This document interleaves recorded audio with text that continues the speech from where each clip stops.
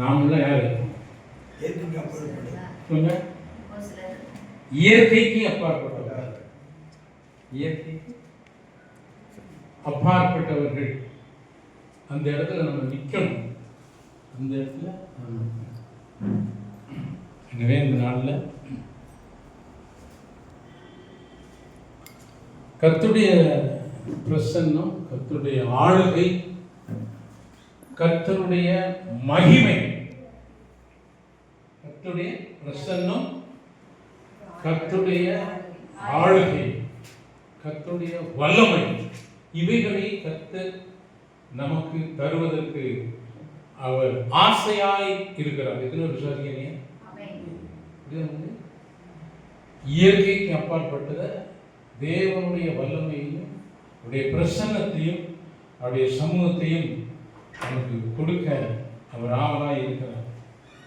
எனவே நாம் பாக்கியவான்கள். நாம் பாக்கியவான்கள். முழு உலகத்திலையும் இயேசு இந்த பூமியில் வந்திருந்த போது ஒரு சின்ன கூட்டம், பெரிய கூட்டம் இல்லை. எப்படிப்பட்ட கூட்டம்? சின்ன கூட்டம். ஆனால் அவங்களுக்கு அது தெரியுமா என்னன்னு தெரியாது. ஆனால் அவருக்கு தெரியும். இதுதான் பெரிய கூட்டமாக வரப்போகுதுங்கிறது அவருக்கு தெரியும். உண்மை இல்லையா? எனவே ஆண்டவருடைய பார்வையில் நாம் பார்ப்பதற்கு நாம் பழகிக்கொள்ள வேண்டும். இந்த பார்வை ஆண்டவருடைய பார்வையிலே பார்ப்பதற்கு நாம் பழகி கொண்டோமானால் எல்லாம் மாறிடும். எல்லாத்தையும் கர்த்தர் மாற்றுவார். ஒரு வசனத்தை வாசிக்குமா? மத்தேயு 25:6. இந்த வசனத்தை நீங்க பார்க்கணும். வசனத்தை நீங்க பார்க்கணும். பாப்பாவுக்கு 3 வயசு இருக்குமா? 3 வயசு இருக்குமா? 2 இருக்காரு. அது எப்படி பார்த்துட்டு பாருங்க. அது இயற்கைக்கு அப்பாற்பட்டது இல்லையா?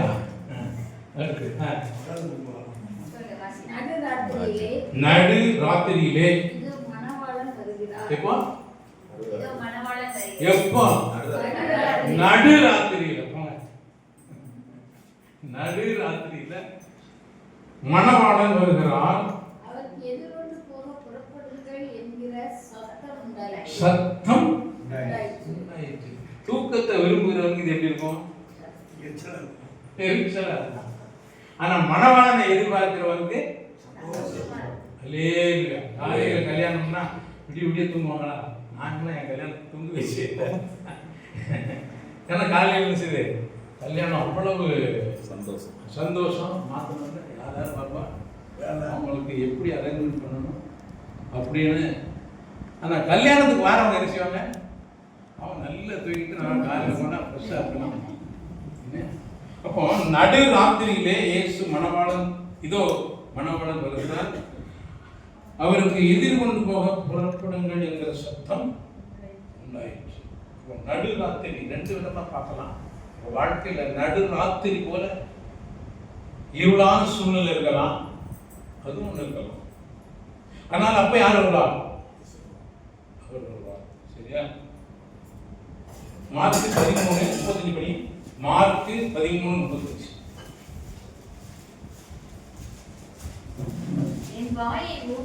மார்க் 13:35. அப்படியே நீங்களும் விழித்திருங்கள். எப்படிங்க? விழித்திருங்கள். ஏனெனில் வீட்டெஜமான் சாயங்காலத்திலோ நடுராத்திரியிலோ சேவல் கூவும் நேரத்திலோ காலையிலோ எப்பொழுது வருவான் என்று நீங்கள் அறியீர்கள். அப்போ எந்த நேரமும் ரெடியா இருக்கணும். அவன் தான் கர்த்தருக்கு எப்படிப்பட்டவன்? காத்திருக்கிறவன். சரியா? பாருங்க, இதெல்லாம் இயற்கைக்கு அப்பாற்பட்ட ஒரு காரியத்தை இவன் எதிர்பார்த்து கொண்டிருக்கிறான். எனவே நாமும் அதற்கு பாக்கியவான்களாய் கர்த்தர் நம்மை முன்குறித்து தான் இந்த வேளையில நம்மை அழைத்து வந்திருக்கிறார். விளங்குதான் விளங்கலையா? எப்படி? வீட்டெஜமான் சாயங்காலம் நடுராத்திரியிலோ சேவல் கூவும் நேரத்திலோ காலையிலோ எப்பொழுது வருவான் என்று நீங்கள் அறிய. உங்களுக்கு தெரியாது. அப்போ அவங்க யாரை எதிர்பார்த்தாங்க? நம்முடைய எஜமானவர் வருகிறார். அப்போ நம்ம எப்ப வேணாலும் எப்படி இருக்கணும்? ஆயத்தமாய் இருக்க வேண்டும் என்பதை குறித்து நாம் பார்க்கிறோம். எனவே அப்போ தேவன் எப்படி வருகிறார் பாருங்க. இன்னைக்கு மினிஸ்டர் வராங்க அப்படின்னா அந்த போலீஸில் இருக்கவங்க எப்போதும் ஆயத்தமாக இருப்பாங்க.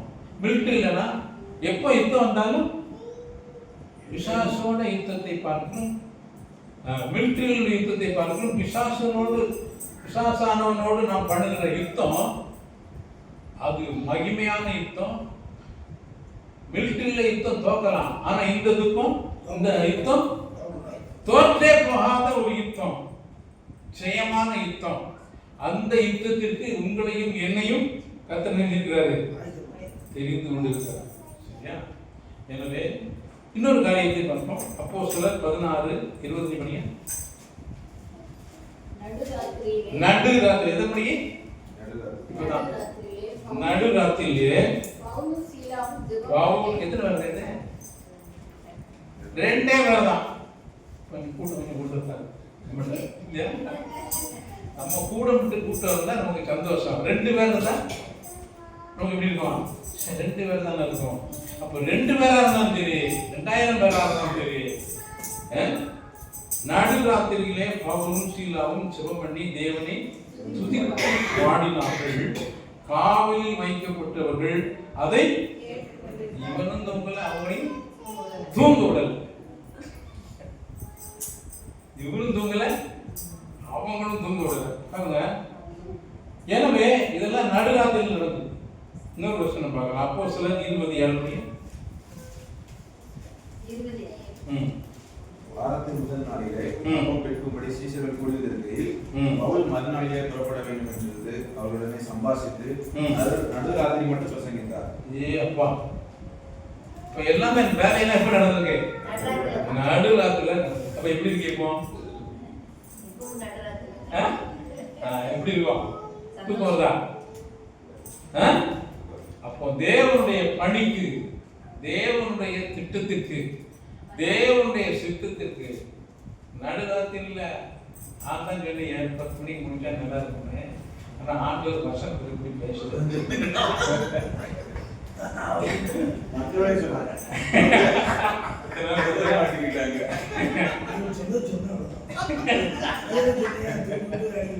வசனம் அப்படி சொல்லலையா? சரியா? அப்போ நாளை காலையில் எந்திக்க முடியுமா அப்படின்னு கேட்கல. இயற்கைக்கு அப்பாற்பட்ட வல்லமையை அவர் தருகிற தேவன் இல்லையா? எனவே நாம நடுராத்திரியில் இருக்கோம் அப்படின்னு நினைச்சிடாது, யோசிக்கவே கூடாது, யோசிக்கவே கூடாது. சரியா? சைலன்ஸ் 10 வருஷம் கழிச்சு ஒரு டைம் ஆயிட்டா நீ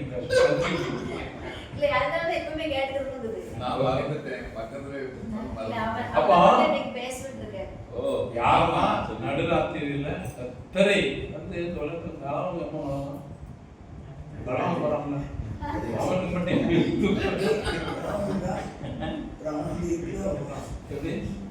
அவன் நம்மளை தூங்க வச்சு காணான்னு. அப்போ நம்ம பிசாசனுடைய உடமையை கொள்ள வேணும்னா நடுராத்திரியில் உஷாரா இருக்கணும், விழிப்பா இருக்கணும். நம்ம தேவனுடைய ராஜ்யத்தை சுதந்திரிப்பதற்கு, தேவனுடைய ராஜ்யத்தில் பிரவேசிப்பதற்கு நாம் விழிப்புள்ளவர்களாய் இருக்க வேண்டும் என்பதற்கு தான் இவைகள்லாம் திருஷ்டாந்தங்களாய் இருக்கிறது. எனவே இந்த நாளில் நாம் நம்முடைய ஜெபம், நம்முடைய பாடல், துதி இவையெல்லாம் நம்முடைய வயிற்றுக்கும் வாய்க்கும் மட்டுமல்ல, நம்முடைய ஆத்மாவுக்கு என்பதை கிட்டத்தட்ட அழகா ரொம்ப நேர்த்தியா ஸ்டெப் பை ஸ்டெப்பா பேசணும். ரொம்ப சந்தோஷமா இருக்கு. நிறைய பேர் வயிற்றுக்காக தேடுறவங்க அவங்க சோர்வு போவாங்க. ஆனா ஆத்மாவுக்காக யாரெல்லாம் தேடுறாங்களோ அவங்க சோர்வுக்கே சோர்வை கொடுப்பார்கள். அவர்கள் சோர்வுக்கே சோர்வை கொடுக்கிறவர்கள். எனவே ஆண்டவராய் இயேசு கிறிஸ்து 2000 வருஷத்துக்கு முன்னாடி இந்த பூமிக்கு அவர் வந்தார். அவர் என்ன சொன்னார் தெரியுமா? அவர் ஒரு பிளானோட வந்தார். அவர் இது வந்தாரு ஒரு பிளானோட வந்தார். இப்போ இந்த தமிழ்நாட்டுடைய முதலமைச்சர் டெல்லிக்கு போனார்னா ஒரு பிளானோட போனார். 10 கோரிக்கை வச்சிருக்காரு. 10 கோரிக்கை.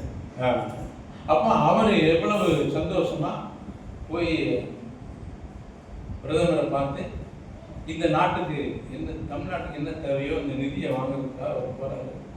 எப்படியாவது வாங்கிட்டு வந்து நாட்டை நல்வழிப்படுத்தணும் அப்படின்னு. ஆனா நம்முடைய ஆண்டவர் அவருக்கு ஒரு திட்டம் இருந்துச்சு.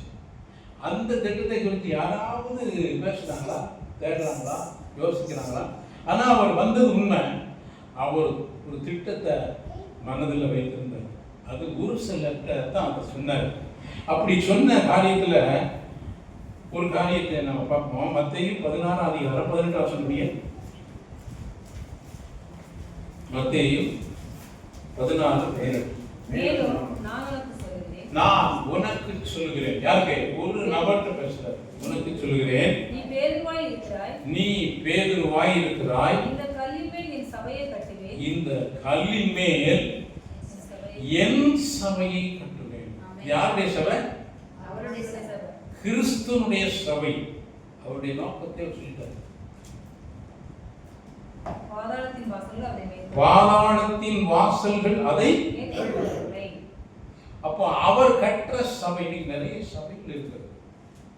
நிறைய சபைகள், எத்தனை சபைகள் இருக்கு. எல்லா சபைகளும் எதற்காய் வந்தது என்பதை நீங்கள் பார்த்துக்கோங்க. ஒரு சபையிலிருந்து பிரிந்து இன்னொருத்துக்கு போய் சபை நடத்தணும்னா அவருடைய நோக்கம் என்ன?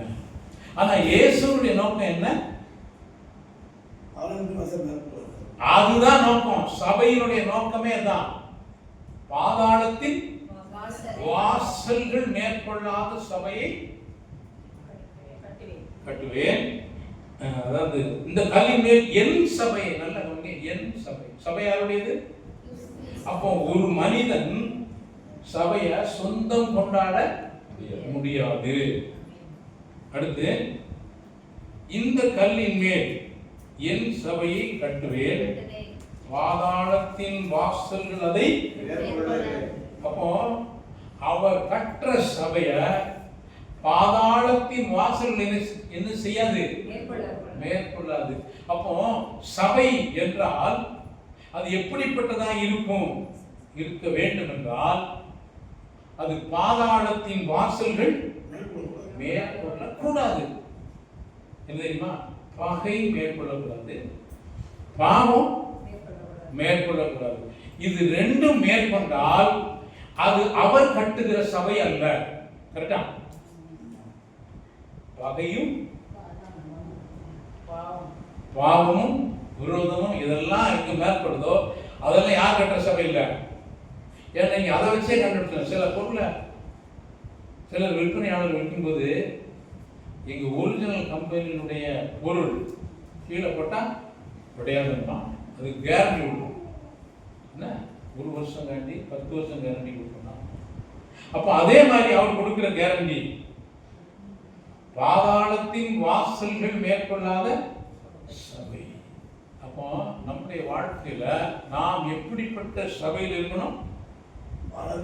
பாதாளத்தின் வாசல்கள், பாவமும் பகையும் இது மேற்கொள்ளாத ஒரு சபையில அவர் கட்டுக்கொண்டிருக்கிறார். அந்த கட்டி கொண்டிருக்கிற சபையில நான் இருக்கிறேன், நாம் இருக்கிறோம் அப்படிங்கிற நிச்சயம் நமக்கு இருக்கும். ஏன்னா அந்த சபையை தான் அவர் எடுத்துக்கொள்ள வர்றாரு. சரியா? என்ன, அந்த சபையைத்தான் அவர் எடுத்துக்கொள்ள வருகிறார். எனவே அந்த சபை அவர் எப்படிப்பட்ட, அந்த சபை எப்படிப்பட்ட சபை அப்படிங்கிறத பவுல் எழுதுகிறார்.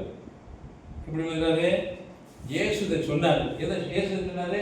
என் சபையை நான் கட்டுவேன், பாதாளத்தின் வாசல்களை மேற்கொள்வதில்லை. அப்போ அவர் மேற்கொள்ளாத சபையில நாம் இருக்கிறோமா? இப்ப இதெல்லாம் நம்ம யாரு? அவருடைய சபை. இது ஒரு கூட்டம் கிடையாது. இது நீங்க கூட்டமா பாத்தீங்கன்னா, அதாவது ஒருத்த உலகத்தான் கூட இப்படி சொல்லலாம், இது கூடி கலையும் காக்கைகள் அல்ல, கூடி பொழியும் மேகம். நாம் அப்ப அந்த மேகம் போய் என்ன செய்யும்? பொழிந்து இந்த பூமிக்கு ஒரு ஆசீர்வாதத்தை கொடுக்கிறது. எனவே நாமும் இந்த பூமிக்கு தேவனுடைய ஆசீர்வாதத்தை வாய்க்காலாய் பொழிந்தருளுவதற்காக நாம் கூடியிருக்கிறோம். எத்தனை விசுவாசிக்கிறீங்க? இதுதான் இயற்கைக்கு அப்பாற்பட்ட அவருடைய வல்லமையான சபையா இருக்கிறது. 20ஆம் வசனம் அப்போஸ்தலர் 20ஆம் அதிகாரம் 28ஆம் வசனம். உங்களை குறிக்கும் பவுல் சுவிசேஷத்தை அறிவித்து சபையை ஸ்தாபித்து அந்த சபையில மூப்பர்களை ஏற்படுத்தி அந்த மூப்பர்கள் மத்தியில கடைசியா அவங்களை கூப்பிட்டு அவர் சொல்றாரு, ஆகையால் உங்களை குறித்தும் தேவன் தம்முடைய சுயரத்தத்தினாலே சம்பாதித்துக் கொண்ட தமது சபை. அவருடைய சபைன்னு நாங்க பார்த்தோம். இப்ப யாருடைய சபை? பவுல் யார் சபை சொன்னாரு? சொன்னாரா? மூப்பர்கள் சொன்னாங்களா இது உங்க சபைன்னு சொன்னாரா? அன்னைக்கு பாருங்க எப்படி இருக்குன்னு பாருங்க. அப்ப அவருடைய சபையை மேய்ப்பதற்கு ஒரு கண்காணிகளாக வைத்த மந்தை முழுவதையும் எச்சரிக்கை. அந்த மந்தையை தப்ப விடாத ஓநாய் வரும். அந்த ஓநாய்க்கு நீங்கள் ஜாக்கிரதையா இந்த சபையை காத்துக் கொள்ள வேண்டும். ஏன்னா பாதாளத்தின் வாசல் நினைச்சக்கூடாது, மேற்கொள்ளக்கூடாது. அப்படிப்பட்ட சபையை அவர் கட்ட விரும்புகிறபடினால் நீங்கள் எச்சரிக்கையாயிருங்கள். அந்த சபை எப்படி உருவாகிட்டு இருந்தால் அவரது சுய ரத்தத்தினாலே சம்பாதித்த சபை. இப்போ சபை எப்படிப்பட்டதாய் இருக்கிறது அப்படின்னா, நீங்களும் நானும் அவருடைய சுய ரத்தத்தினால் சொந்த ரத்தத்தினாலே மீட்டு சம்பாதித்துக் கொண்டவர்கள். அப்படிதான் இருக்கு. அப்ப அவருடைய நம்மளால என்ன செஞ்சிருக்காரு? நம்மளாம் யாரெல்லாம் சம்பாதிச்சாங்களோ அந்த சம்பாதித்த அந்த பொருள் மீது அவங்களுக்கு முழு உரிமை இருக்கிறது. கரெக்டா? இதே மாதிரி தான் உங்கள் மீதும் என் மீதும் அவருக்கு என்ன இருக்கு? முழு உரிமை இருக்கிறது. அந்த முழு உரிமை என்னன்னா, உங்களை பாதுகாப்பதும், உங்கள் தேவைகளை சந்திப்பதும், உங்களுக்கு என்ன லக்கோ அந்த லக்கை அடைவதற்கு கொண்டு சேர்ப்பதற்கும் அவருக்கு அந்த முழு உரிமையும் பொறுப்பும் இருக்கிறது. யாரு சபையை சம்பாதித்தாரோ அவருக்கு அந்த பொறுப்பு இருக்கிறது. ஒரு கணவன் ஒரு மனைவியை திருமணம் செய்தால் அந்த மனைவியை போஷித்து காப்பாற்ற வேண்டியது அவனுடைய பொறுப்பு. அதே மாதிரி தான் தேவனுக்கு ஒரு கிறிஸ்துவுக்கு ஒரு பொறுப்பு இருக்கிறது. அந்த பொறுப்பு முடிவு வரையிந்தமும், இதுவரைக்கும் முடிவு வரையிந்தமும் உங்களை பாதுகாப்பார். ஹல்லேலூயா. பயப்படணுமா? யோசிக்கணுமா? கலங்கவே வேண்டாம். இந்த உலகத்தில் உள்ள கணவன் பார்க்கலாம், நிறைய விரும்பி கல்யாணம் பண்ண கூட 6 மாசம் கழிச்சு விட்டுட்டு போயிருந்தாங்க. எத்தனையோ பிரச்சனைகள் வருது. இந்த குடும்ப கடைசி வரைக்கும் இந்த நாட்கள்ல சொல்ல போனா அடுத்த சந்ததியில குடும்பங்கள் கடைசி வரைக்கும் இருக்குமா இந்த உலகத்துல? நான் கிறிஸ்தவ குடும்பங்கள் பேசுறேன். கிறிஸ்தவ குடும்பங்களிலே அநேக பிரிவினைகளும் பிரச்சனைகளும் இருக்கிறது. ஆனால் தேவனுடைய குடும்பத்துல அந்த சமாதானத்தினால காக்கப்படுவதனால பிரியமானவர்களே, அங்க சமாதானமும் அன்பும் ஐக்கியமும் இருக்கும். இப்படிப்பட்ட குடும்பங்களையும் தேவன் நினைக்கிறார், கட்டுகிறார். எவ்வளவு பெரிய ஸ்லாய்க்கு தெரியுமா? இதெல்லாம் அவர் கட்டுகிற சபை. இது இருக்க குடும்பங்கள், நல்ல குடும்பங்கள் இல்லாம நல்ல சபைகள் என்ன செய்யுது? கிடையாது. கணவன் மனைவிக்கு சண்டை, ஆனா சபைக்கு போவாங்க. அது எப்படிங்க சபையாகும்? ஆமா, இவங்க 2 பேரும் கருத்து வேறுபாடு. ஆனா பிரியமானவர்களே, கிறிஸ்து எப்படி கட்டுகிற சபையில இருக்கிறவங்களுக்கு என்ன இருக்காது தெரியுமா?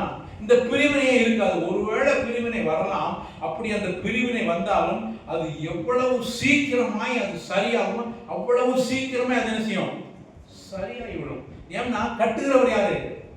கர்த்தர். நீ மனங்களே பாருங்க, பாவம் கர்த்தர் சொன்னாரு, என் சபையை நான் கட்டுவேன், பாதாளத்தின் வாசல்களை மேற்கொள்ளாது.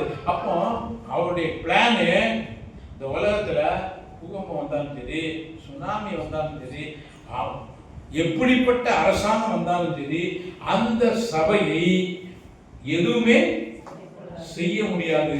இந்த சபையை பார்த்து தான் இந்த உலகம் பயப்படணுமே தவிர இந்த உலகத்தை பார்த்து சபை என்ன செய்யக்கூடாது?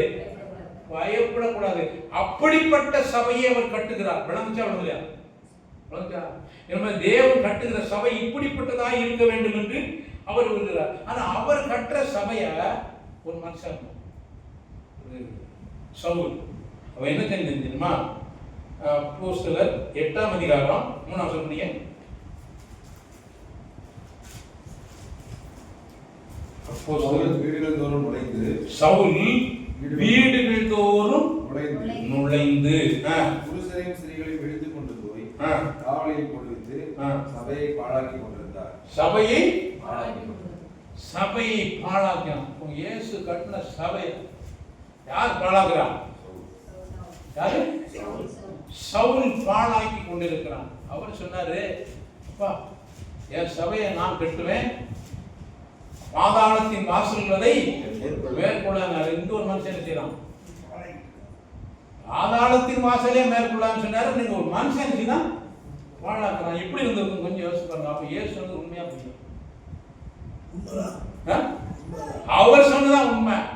ஆனா இதே பாழாக்கின சவுலை வச்சுதான் சபையே கட்ட ஆரம்பிச்சார். மாண்டவர் பத்தியெல்லாம் அதே மாதிரி இந்த உலகத்துல சபைக்கு எதிராக எப்படிப்பட்ட அரசாங்கம் வந்தாலும் அந்த சபையை வைத்து அப்படிப்பட்டவர்களை வைத்து சபையை இன்றைக்கும் கட்டுவதற்கு அவர் வல்லமையுடையவராக இருக்கிறார். நல்லா புரிஞ்சுக்கணும்.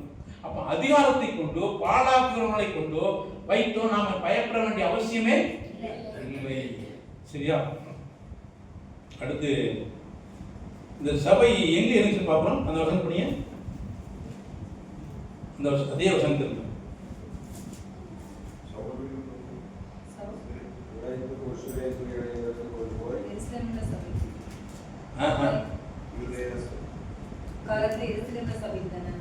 சவுல் வீடுகள் தோறும். அப்ப சபை எங்க இருந்துச்சு? வீடுகள் சபை எங்க இருந்துச்சு? இது என்னதுங்க? இது என்னது? சபை. இதுதான் சபை. நல்லா புரியும். இதுதாங்க சபை. நீங்க என்னமோ நினைச்சுக்கிட்டு இருக்கீங்க ஏதோ கூட்டம் இல்லை. இது என்னது? என்ன சபை? கிறிஸ்துவின் சபை. அவர் சம்பாதித்த சபை. அவர் தம்முடைய சுய ரத்தத்தினாலே சம்பாதித்த சபை. நாம் சபையாய் கூடி வருகிறோம். நல்லா புரிந்து கொள்ள வேண்டும். நாம் யாரா கூடி வரோம்? சபை. கிறிஸ்துவின் சபையாய் கூடி வருகிறோம். அந்த என்ன நோக்கம்னா அவர் சபையை தான் கட்டுவேன் என்று சொன்னார். எனவே வீடுகளில் தான் என்ன உண்டு? சபை உண்டாயினது. இப்போ அதே அப்போஸ்தலர் 8ல 1 படிங்க. கொலை செய்கிறதற்கு சவுலும் சம்மதித்திருந்தார். அக்காலத்திலே எருசலேமில் உள்ள சபைக்கு மிகுந்த துன்பம் உண்டாயிற்று.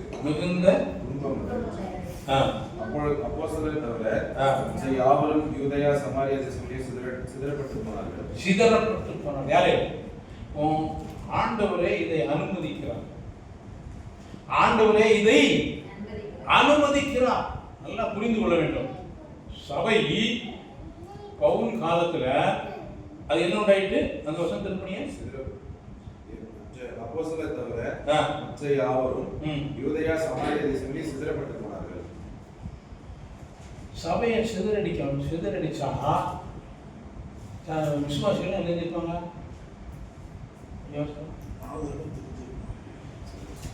சபைக்கு துன்பம் உபத்திரவம் கொடுத்து சபையை சிதறடிக்கிறான் இல்லையா? அடுத்த வருஷம் படிங்க.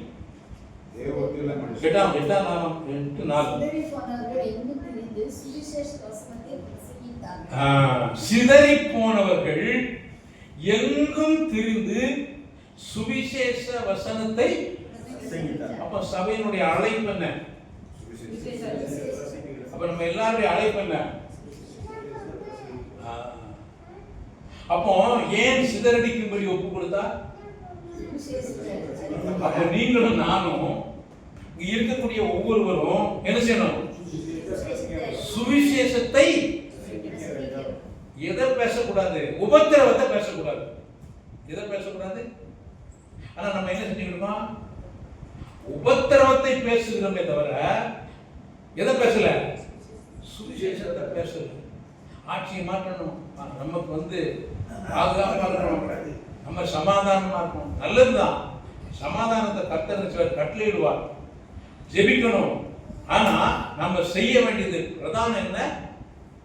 சுவிசேஷத்தை பிரசங்கிக்கிறோமா? நம்ம சபையா போடுறோம், அடுத்த லெவலுக்கு நம்ம போகணும். 5ஆம் வரைக்கும் ஒரு ஸ்கூல்ல படிக்கி, 8ஆம் வரைக்கும் ஒரு ஸ்கூல்ல படிக்கி, +2 படிக்கி, அதுக்கடுத்து காலேஜ் படிக்கி. +2ல வந்தோடனே அவன் முடிவு பண்றான், மெடிக்கலா, இன்ஜினியரா, ஐஏஎஸ். அப்ப முடிவு பண்றான். இதே மாதிரி நம்முடைய வாழ்க்கையில வளர்ச்சி வரும்போது நாம் அடுத்து என்ன செய்யணும் அப்படின்னு நம்ம என்ன செய்யணும்?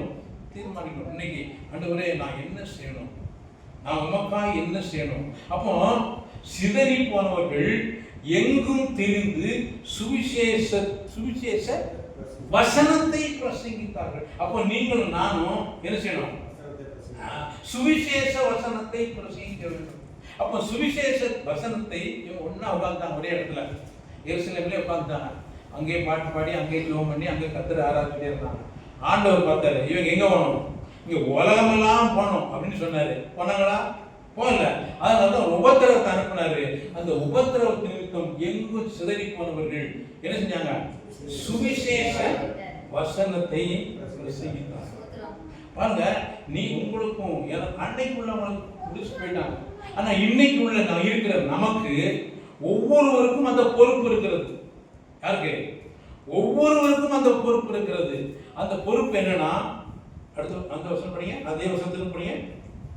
எங்கும் திரிந்து சுவிசேஷ வசனத்தை, அவங்க மைக் வச்சு ஸ்பீக்கர் போட்டுலாம் இருக்குல்ல, எங்க வந்தாலும் சரி, யாரை பார்த்தாலும் சரி, ஒருத்தரையா பார்த்து அவங்க என்ன செய்யணும்? சொல்லணும், சுவிசேஷத்தை சொல்லணும். பாதர் பாடினாரு, சுவிசேஷவாரம் ஒன்றே எந்தன் சுமையாக மாற வேண்டும். சுவிசேஷவாரம் ஒன்றே எந்தன் சுமையாக மாற வேண்டும்.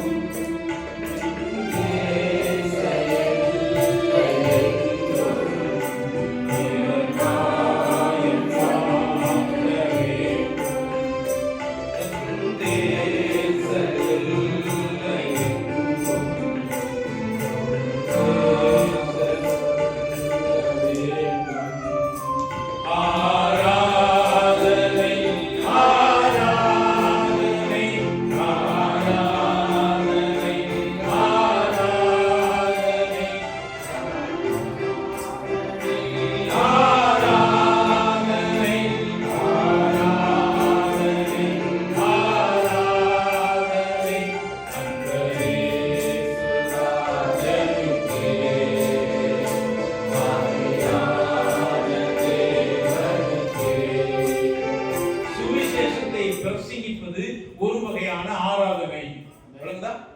சுவிசேஷத்தை பிரசங்கிப்பது ஒரு வகையான ஆராதனை.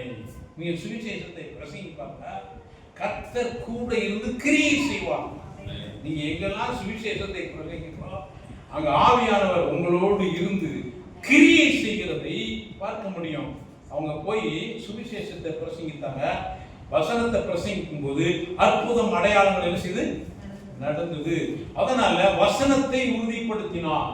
எனவே நம்ம எல்லாம் சரியில்லை, நீங்க சரியில்லைன்னு உங்களுக்கு தெரியல விட 1000 மடங்கு அவருக்கு தெரியும். சரியா? உங்களுக்கு நீங்க சரியில்லைன்னு தெரியுதை விட 1000 மடங்கு அவருக்கு தெரியும் நீங்க சரியில்லைன்னு. ஆனாலும் அவர் சுய ரத்தத்தினாலே உங்களை சம்பாதித்துக் கொண்டபடினால் நீங்க தைரியமாய் போகலாம். மோசே அனுப்பும் போது மோசேட்ட சொன்னாரு, ஆனு சொன்னா நான் திருக்குவாயனும் அவருக்கு தெரியாதா? இப்படிதான் நிறைய பேர் நம்ம அட்வைஸ் பண்ணிட்டேன், நான் அனுப்புறேன் நீ போனார். உங்கள் ஒவ்வொருவரையும், நம்ம ஒவ்வொருவரையும் அனுப்புற சுவிசேஷத்தை பிரசங்கிக்க வேண்டும். பவுல் அடுத்த கட்டத்துக்கு போயிட்டாரு. சுவிசேஷத்தை பிரசங்கியாவிட்டால் எனக்கு ஐயோ. சபையாய் அவர் சம்பாதித்த சபைக்கு கொடுக்கப்பட்டிருக்கிற முக்கியமான அழைப்பு என்னன்னா சுவிசேஷத்தை பிரசங்கிப்பது. பிரியமானவர்களே, அப்போஸ்தலர் 9:30 படிங்க. அப்பொழுது யூதேயா கலிலேயா சமாரியா நாடுகளிலும் சபைகள் சமாதானம் பெற்று கலிலேயா சமாரியா நாடுகளிலும் எங்கும் சபைகள் சமாதானம் பெற்று பக்தி விருத்தி அடைந்து கர்த்தருக்கு பயப்படுகிற பயத்தோடும் பரிசுத்த ஆவியின் ஆறுதலோடும் நடந்து பெருகின. அப்போ இந்த துன்பம் உபத்திரம் வந்து சிதறப்பட்டு போனவர்கள் அப்போஸ்தலர் 8:1 சொல்லி பார்த்தீங்களா? அப்போஸ்தலர் அங்கே இருந்துட்டாங்க. அப்போஸ்தலர் அங்கே இருந்துக்கிட்டாங்க. மற்ற யாவரும் சிதறிக்கப்பட்டாங்க. அவங்க யூதேயா சமாரியா தேசங்கள்ல போனாங்க. அவங்க போய் என்ன செஞ்சாங்க? எங்கும் இருந்து சுவிசேஷ வசனத்தை பிரசங்கித்தார்கள். அப்பொழுது யூதேயா கலிலேயா சமாரியா நாடுகளிலும் என்ன வந்துருச்சு? சபை உண்டாயிற்று. சிதறி போனவர்கள் என்ன உண்டாயிட்டாங்க? இவங்க மூலமா தேவன் பரிசுத்த ஆவியானவர் மூலமாய் சபையை எழுப்பி விட்டார். ஆனா அந்த சபையில் என்ன இருந்துச்சு? சமாதானம், பக்தி விருத்தி. இப்படிப்பட்ட சபைதான் பாதாளத்தின் வாசல்கள் மேற்கொள்ளாத சபை என்று இயேசு சொன்னார் பேதுருவிட்ட. சரியா? எனவே இப்படிப்பட்ட சபைகளை இந்த நாட்களிலே தேவன் கட்ட விரும்புகிறார். பாருங்க, ஒரு பொண்ணுக்கு, ஒரு மாப்பிள்ளைக்கு ஒரு பொண்ணை பார்த்தா அவங்க எப்படிப்பட்ட பொண்ணை பார்த்து கட்டுவாங்க. பெண்ணு மாப்பிள்ளைன்னா ஒருத்தர் விரும்பிடுவாங்க, நல்லா விரும்புவாங்க. பெண்ணு மாப்பிள்ளை ஒருத்தர். ஆனா பேரண்ட் பார்க்குறது இவங்க கடைசி வரைக்கும் எப்படி இருக்கணும்? நல்லா இருக்கணும். உண்மையா இல்லையா? ஆனா பெண்ணு மாப்பிள்ளை கல்யாணம் பண்ணவங்க அப்படி நினைக்க மாட்டாங்க. அவங்க கல்யாணம் பண்ணிருக்கோம், அவ்வளவுதான். ஆனா அதே மாதிரி தான் தேவன் விரும்புகிறது பாதாளத்தின் வாசல்கள் மேற்கொள்ளாத சபை. ஆனா மனுஷ சபையை கட்டணும், அவ்வளவுதான். அப்போ தேவனுடைய திட்டத்திற்கும் மனுஷனுடைய திட்டத்திற்கும் ரொம்ப வித்தியாசம் இருக்கு. எனவே அப்போ அவர் கட்டுற சபையில் என்ன இருக்கும்? சமாதானம், பக்தி விருத்தி, கர்த்தருக்கு பயப்படுகிற பயம். இந்த நாளும் இருந்தா அந்த சபையை பாதாளத்தின் வாசல் நினைச்சது மேற்கொள்ளாது. அப்படிப்பட்ட சபையை உருவாக்குவதற்கு கர்த்தர் நம்மை சபையா ஏற்படுத்தி இருக்கிறார். கரெக்டா? இது நடக்கும் நினைக்கலாம், நடக்காதுங்களா? கண்டிப்பா இந்த இடத்துல இருந்து ஆரம்பிக்கும் நான் விசுவாசிக்கிறேன். எங்க இருந்து? இந்த இடத்துல இருந்து நடக்கும் என்று நான் விசுவாசிக்கிறேன். இங்க வரக்கூடியவங்க சமாதானத்தையும் பக்தி விருத்தியையும் ஆறுதலையும் பெற்று இதை அநேகருக்கு அறிவிக்கக்கூடியவர்களாய் இதை மாற்றுவார்கள். ஏன்னா இது இயேசு கட்டுகிற சபையை தவிர நானோ இவங்களோ எவனும் கட்ட முடியாது. சபையை யாரும் கட்ட முடியாது. எந்த மனுஷனும் கட்ட முடியாது. அதாவது உலகத்துல சொல்ல போனா புரோக்கர் பொன் உதயம் தான் கட்ட முடியுமா? அதே மாதிரிதான் நாம் சுவிசேஷ ஊழியத்தை செய்யலாம். நாம சுவிசேஷ ஊழியத்தை செய்ய வேண்டும். சபையை அவர் கட்டுவார். ஹல்லேலூயா. எல்லாம் புரிஞ்சுக்கோங்க. சுவிசேஷ ஊழியத்தை நாம் செய்ய வேண்டும். சுவிசேஷம் அறிவிப்பது நம்முடைய ஒவ்வொருவர் மேலும் இருந்த கடமை.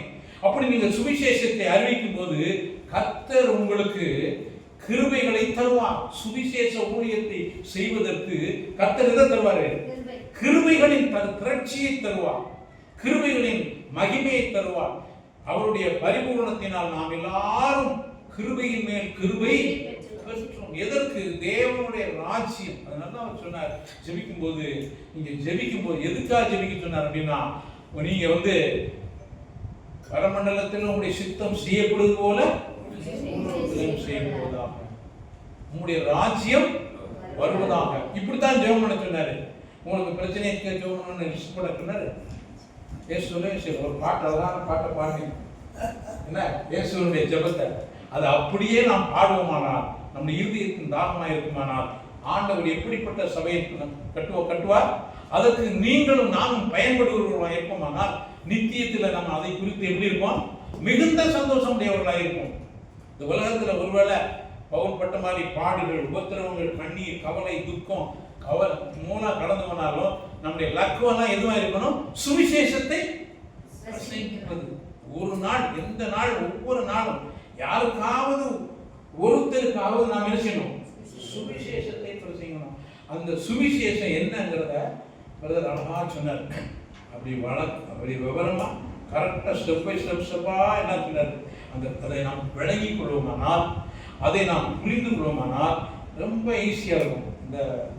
நான் வந்து இப்போது கீபோர்டு படிச்சுக்கிட்டு இருக்கேன் நம்ம குருநாதர்.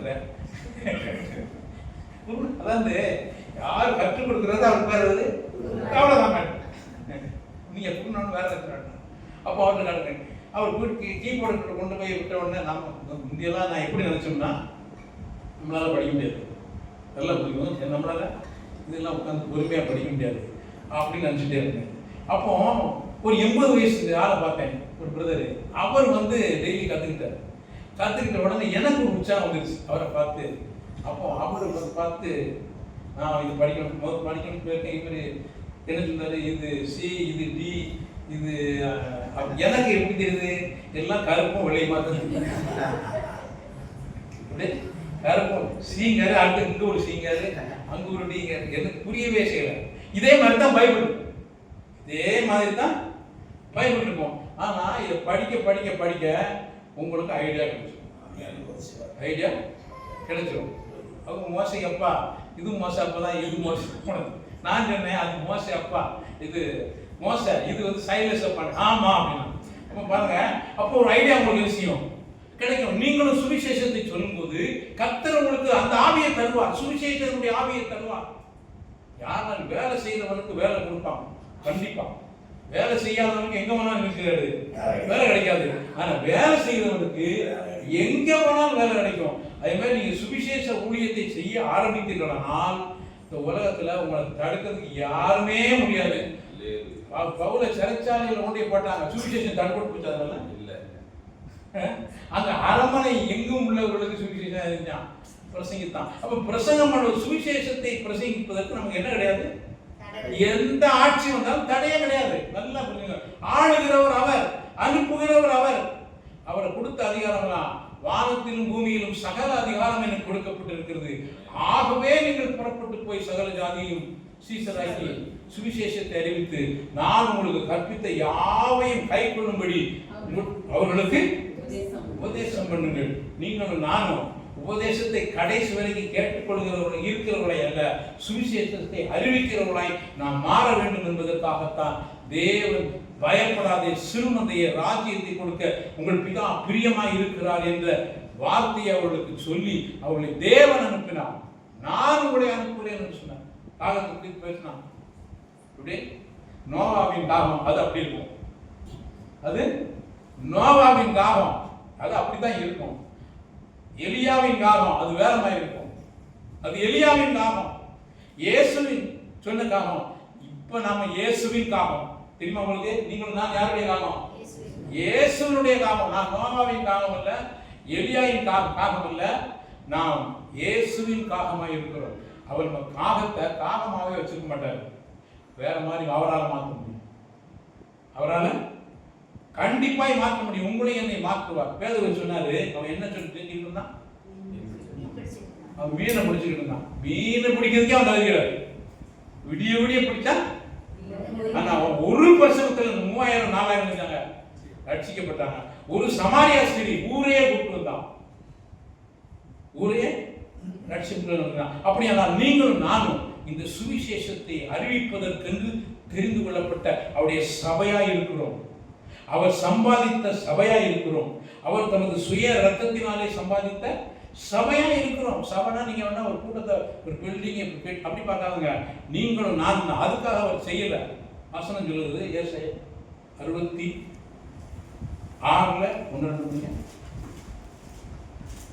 கர்த்தர் சொல்றது என்னவென்றால், வானம் எனக்கு சிங்காசனம், வானம் எனக்கு சிங்காசனம், பூமி எனக்கு பாதபடி. வானத்தை பார்த்துட்டீங்களா? வானத்தை பார்த்துக்கணும். பூமியில இருந்தா பார்க்கும், வானத்தை போய் பார்க்கல. ஆனா அவர் அங்க இருக்கிறார். வானம் சிங்காசனம், பூமி பாதபடி. நீங்கள் கட்டும் ஆலயம் எப்படிப்பட்டது? எப்படிப்பட்டது? நான் தங்கியிருக்கும் ஸ்தலம் எப்படிப்பட்டது? என்னுடைய கரம் இவைகளை எல்லாம் சிருஷ்டித்ததினாலே இவைகள் எல்லாம் உண்டாயின என்று கர்த்தர் சொல்கிறார். ஆனாலும் சிறுமைப்பட்டு ஆவியில் நொறுங்குண்டு. எங்க பார்க்காரு? இது ரெண்டு உங்களுக்குள்ள நமக்குள்ள இருக்கு. என் வசனத்துக்கு நடுங்கிறவனையும் நோக்கி பார்ப்பேன். இத்தனை பேர் வசனத்துக்கு நடுங்கிறோம். எத்தனை பேர் வசனத்துக்கு நடுங்குகிறோம்? ஆலயத்தை பார்த்து சந்தோஷப்படுறோம், பண்டிகையை பார்த்து சந்தோஷப்படுறோம். ஆனா அவர் பார்க்கிறது வசனத்துக்கு நடுங்குகிறவனை நோக்கி பார்க்கிறோம். சங்கீதம் 119 161 சொல்கிறது. படிங்க.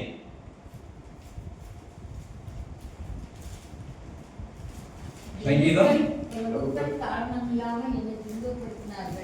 எப்படி எப்படி? பிரபுக்கள், இந்த உலகத்தினுடைய பிரபுக்கள் காரணம் இல்லாமல் என்னை துன்பப்படுத்துகிறார்கள். ஆனாலும்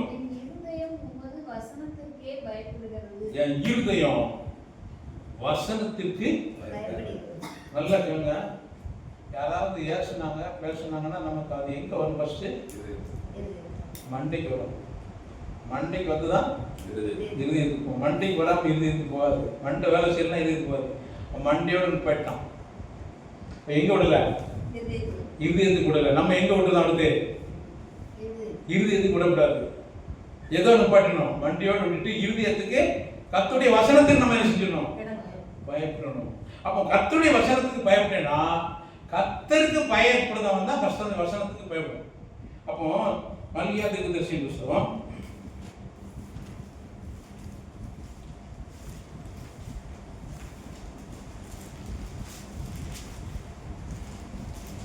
3:16 15-16 இப்போதும் அகங்காரிகளை பாக்கியவான்கள் என்கிறோம்.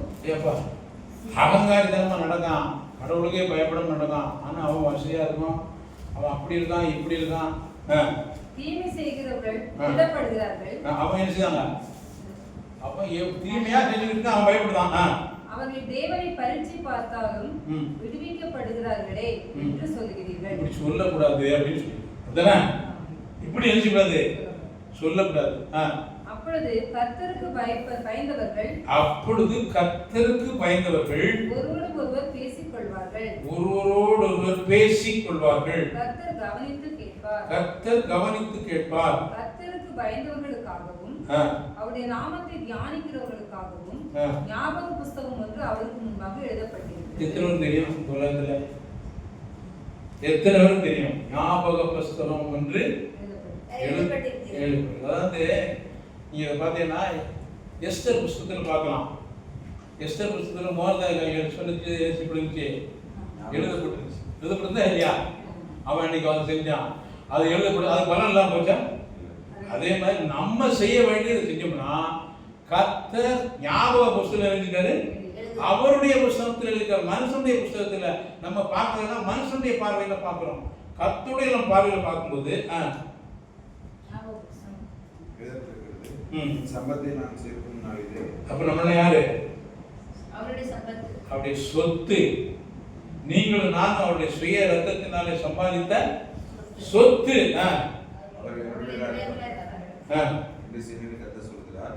ஒரு மனுஷன் தனக்கு ஊழியம் செய்கிற தன்னுடைய குமாரனை கடாட்சிக்கிறது போல நான் அவரை கடாட்சிப்பேன். நான் அவர்களை கடாட்சிப்பேன்.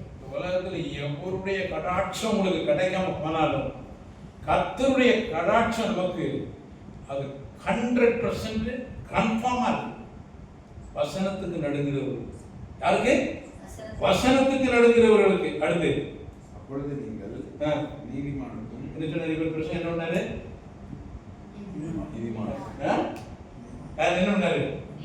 நீதிமானுக்கும் துன்மார்க்கும் யார் தெரியுமா? தன்னை நீதிமான் ஆக்கி இருக்கிறார் என்பதை விசுவாசிக்க எல்லாரும் யார்தான்? துன்மார்க்கம் தான்.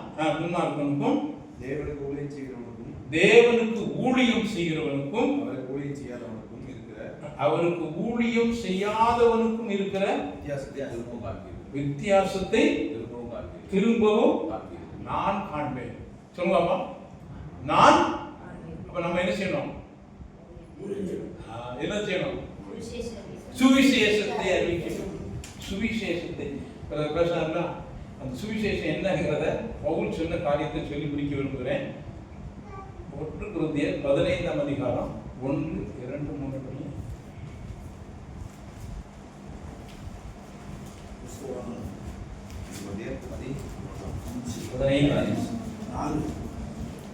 அன்றியும் சகோதரரே, நான் உங்களுக்கு பிரசங்கித்த சுவிசேஷத்தை யார் பிரசங்கித்தார்? பவுல் பிரசங்கித்த சபையை பாழாக்க நம்ம கையில சாவி விட்டார் பாருங்க. என்ன நம்மள கொடுக்குமா? சுவிசேஷத்தை அறிவிக்கிறோமா? மறுபடியும் உங்களுக்கு தெரியப்படுத்துகிறேன். நீங்களும் அதை ஏற்றுக்கொண்டு அதிலே நிலைத்திருக்கிறீர்கள். நான் உங்களுக்கு பிரசங்கித்த பிரகாரமாய் நீங்கள் அதை கைக்கொண்டிருந்தால் அதனாலே நீங்கள் ரட்சிக்கப்படுவீர்கள். மற்றபடி உங்கள் விசுவாசம் விருதாவாய் இருக்குமே. நான் அடைந்ததும் உங்களுக்கு பிரதானமாக ஒப்புவித்ததும் என்னவென்றால், அது எப்படிப்பட்டது? இதுதான் பிரதானம். ஒப்புவித்தது என்னவென்றால், கிறிஸ்துவானவர் வேதவாக்கியங்களின்படி, எதுபடிதான்? வேதவாக்கியங்களின்படி, சொந்த கதை சோகங்கள் கிடையாது. வேத வாக்கியத்தின்படி நம்முடைய பாவங்களுக்காக மரித்து அடக்கம் பண்ணப்பட்டது. அப்ப பாவம் எங்க போயிடுச்சு? முடிஞ்சிருச்சு. அடக்கம் பண்ணியாச்சு. நீங்க அடக்கம் பண்ணது போய் திரும்பினா தான் சோகமான விஷயம் நாரிக்கிட்டே இருக்கும். இவன் ஏசு எழுப்ப போறாரு. இவங்க எல்லாம் என்ன சொன்னாங்க? லாசர் எழுப்பும்போது அப்போ இப்போ அவன் அவன் கூட இவங்க சொல்லபடி ஒரு வேளை நாரலாம். ஆனா இயேசு உயிர்த்தெழுந்ததினால் அவர் புராணம் நாச்சா? அவர் சரீரம் நாராதனால உங்க வாழ்க்கையும் என் வாழ்க்கையும் நாரவே செய்யாது. அல்லேலூயா. இந்த விசுவாசத்தை உடையவர்களாய் நாம் வாழும்போது நாம் தைரியமாயிருப்போம். சுவிசேஷத்தையும் தைரியமாய் அறிவிப்போம். அப்போஸ்தலர்கள் தைரியமாய் பிரசங்கித்தார்கள் தவிர பயந்து எங்கேயுமே சுவிசேஷத்தை அறிவிக்கவே இல்லை. ஆனா ஒவ்வொருத்தரும் வந்துச்சா அவன் தான் பயந்தாங்க. இவங்க நினைச்சல பயப்படல. அப்படிப்பட்ட வல்லமையை கிறிஸ்து நமக்கு கொடுத்திருக்கிறார். எனவே நாம் சோர்ந்து போக வேண்டியதில்லை. நடுராத்திரியில் நாம் கூடியிருக்கிறோம்.